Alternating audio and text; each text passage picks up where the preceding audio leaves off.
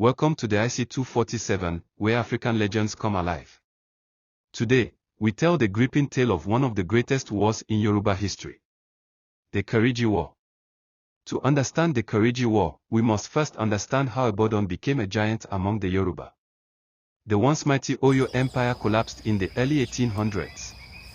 Civil wars, invasions, and slave raids tore the empire apart. In its place, a new force emerged, a city founded by war refugees and brave hunters, Ibadan. Ibadan grew fast, not through peace, but through military power. Its warriors were fearless, disciplined, and heavily armed.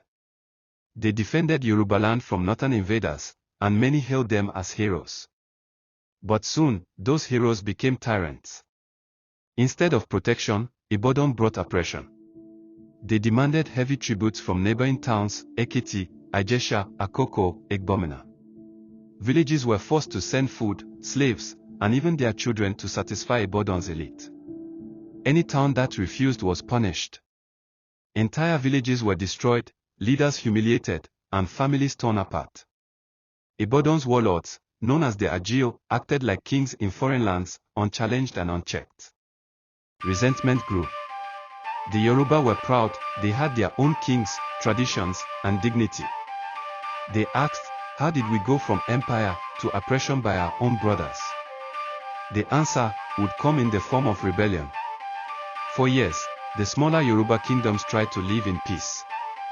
They paid their tributes. They followed Ibadan's rules. But peace came with a heavy price. Ibadan's agents, the Agio, ruled like warlords. They stole from markets, insulted kings, and harassed women. Some even kidnapped children to sell into slavery. Across Ekiti and Ijesha lands, frustration boiled. The people asked, is this the Yoruba way? Is this justice? In 1877, during a sacred festival in Oke-Mesi, Ibadan soldiers stormed the town. They beat elders, destroyed shrines, and dishonored the people. A young warrior named Fabunmi had seen enough. That day, he picked up his sword. He attacked the Agio, killed them, burned their quarters. His cry was clear, no more. The news spread like wildfire. Ekiti towns began to rise. So did Ijesha, Akoko, and Igbomina. The Yoruba were done being divided. The time for resistance had come. And so began the movement. That would become the Ekiti Parapo. The spark lit by Fabunmi in Oke-Mesi spread across Yorubaland. One town after another joined the cry, no more oppression. For the first time in generations, towns that were once rivals came together. Leaders from Ekiti, Ijesha, Akoko, Igbomina, and others began to speak and to listen. They formed a powerful alliance. The Ekiti Parapo, meaning Ekiti United. A symbol of unity, defiance, and Yoruba pride. At the heart of this alliance were warriors and visionaries. Fabunmi of Oke-Mesi, whose rebellion lit the fire.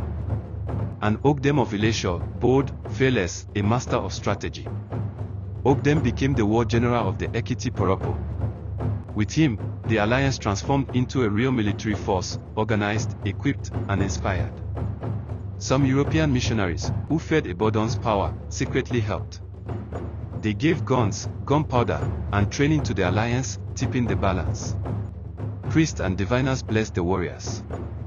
Mothers sang war songs. The people believed this was not just a war. It was destiny. What began as scattered resistance became one voice, one heartbeat. For the first time in Yoruba history, unity was their weapon.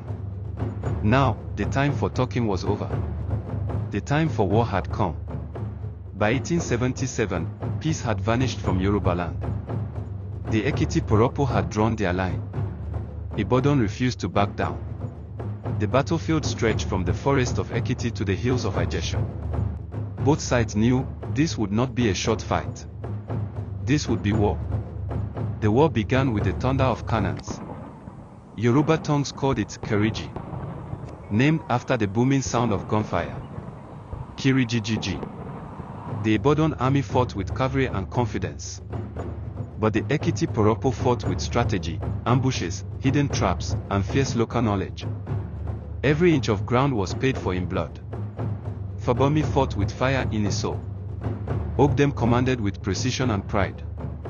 Under them, the alliance stood firm. But war takes its toll. Thousands died. Towns were ruined. Crops burned. Families on both sides paid the price.